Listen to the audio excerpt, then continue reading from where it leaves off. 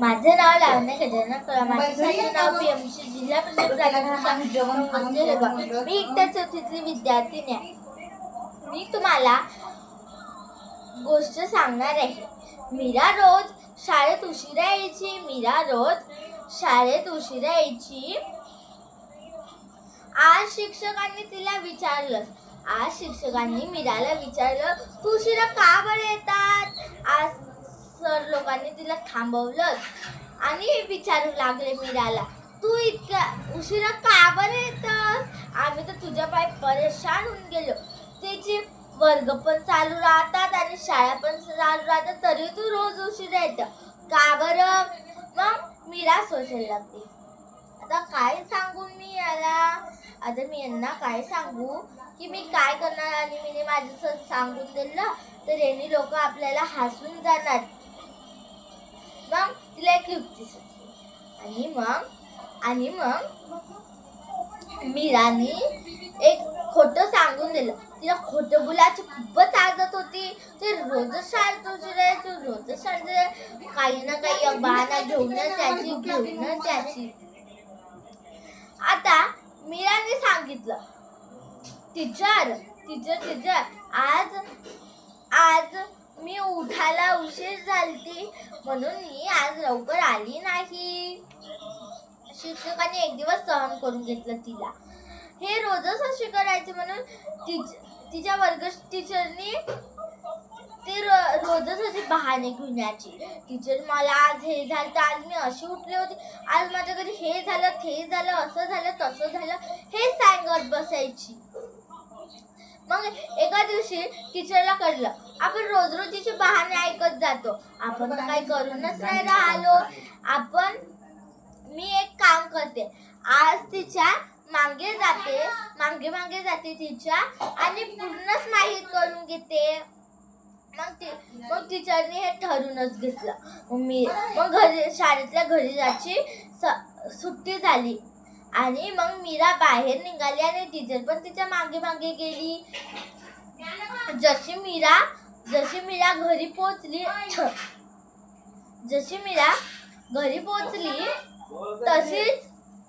तशीच टीचर पण गेली. मग टीचरने तिला बघलं. मग टीचरच्या डोळ्यातून आसू निघाले आणि मग मीराला आवाज आला. पण टीचरला माहित होतं का आपण तिला सांगायचं नाही, आपण तिचा पिछा करून राहिलो म्हणून. मीराला रडायचा आवाज आला. मग ती मागे बघली अशी, पण तिथे कोणीच नव्हतं. टीचर कारण की लपली होती घराच्या मागं. तिची एवढंच घर, ती बिचारी गरीब होती मीरा, पण खोटे बोलायची तिला खूपच आदत होती. मग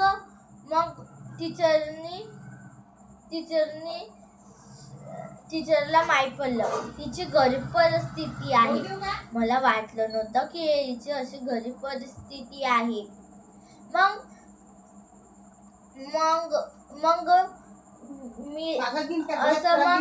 टीचरला वाटलं की आपल्याला हिची मदत करावी हवी.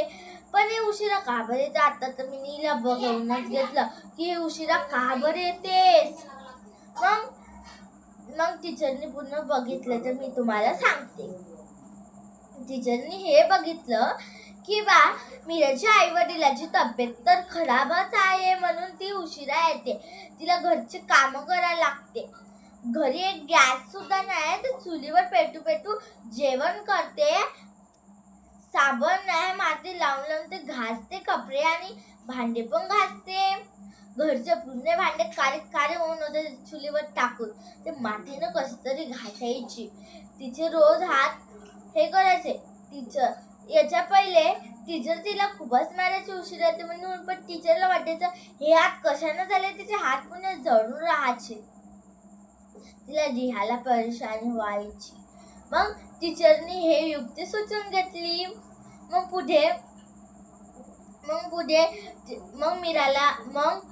मीराला माहित पडलं की आपल्या घरी टीचर आलत्या.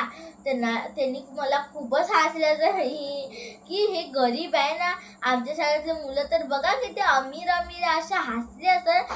म्हणून मीराला असं वाटलं.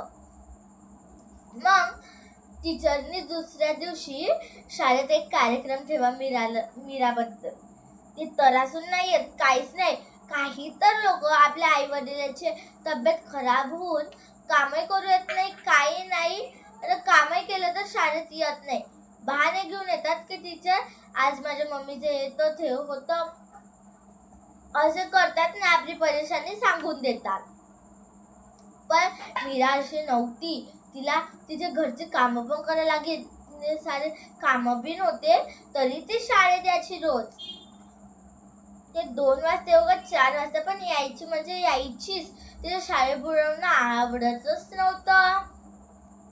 मग टीचरने तिच्याबद्दल एक कार्यक्रम ठेवला आणि मग मीरा शाळेत गेली.